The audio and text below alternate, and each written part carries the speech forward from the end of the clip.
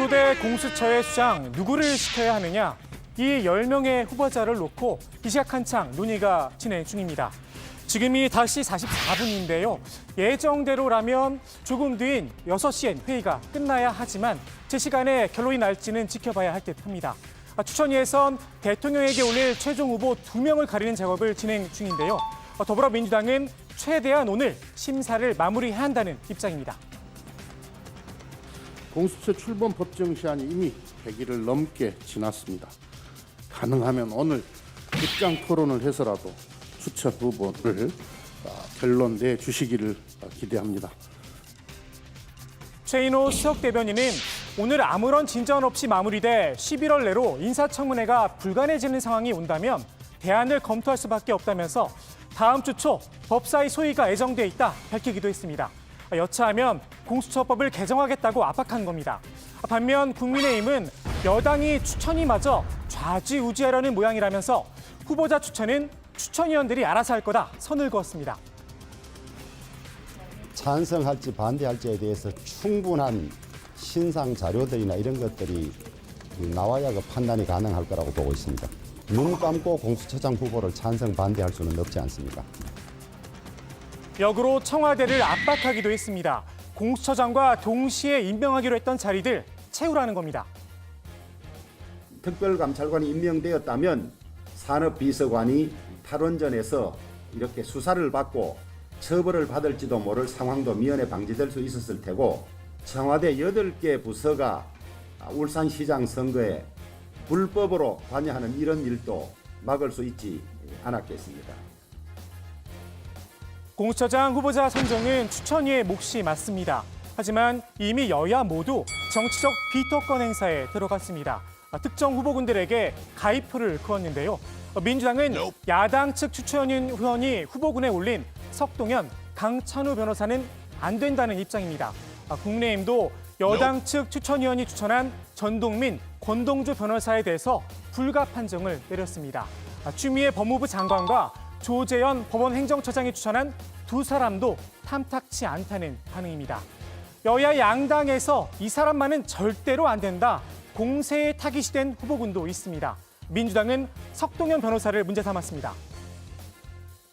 요즘 일본의 수출 규제, 한국을 배제하는 그런 사태가 있었습니다. 나라와 국민에게 반역하는 행위만 아니라면 저는 친일파가 되겠습니다. 대통령을 다음 선거 때 심판해야 된다, 이렇게 생각을 기본으로 합니다만 도저히 임기를 못 기다리겠습니다.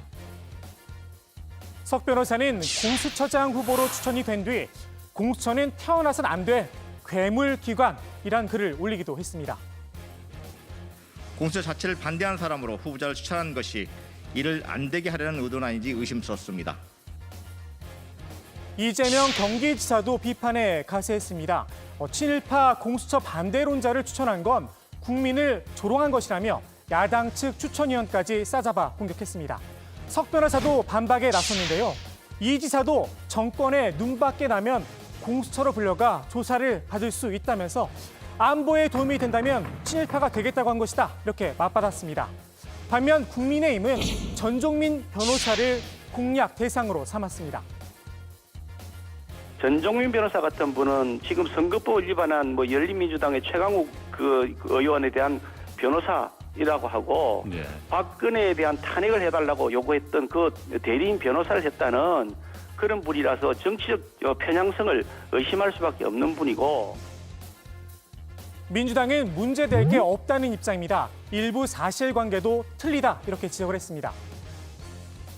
박근혜 탄핵 심판 국회 측 대리인, 이거는 이 국회 측의 이 최고 책임자가 우리 그때 권성동 지금 한국당 의원이에요. 예.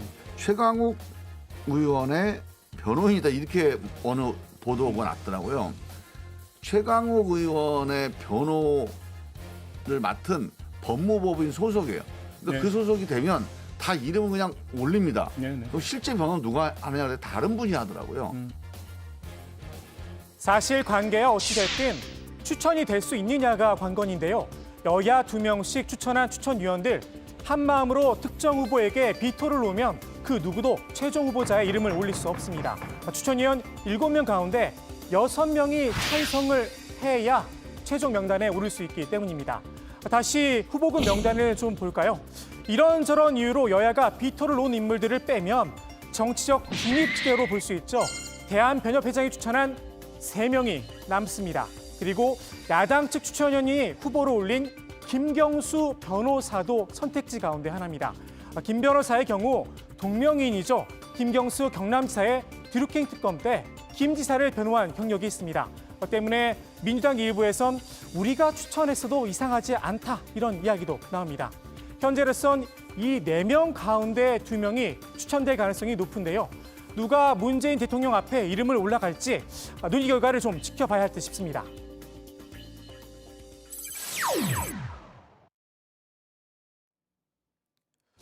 국회에서 내년도 예산안 심의가 한창인 요즘 제대로 회의도 열지 못하고 꽉 막힌 곳이 있습니다. 바로 여성가족위원회입니다.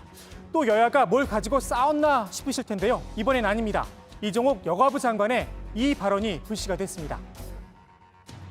국민 전체가 성인지성에 대한 집단 학습을 할 수 있는 기회가 역으로 된다고도 생각을 하고 있습니다.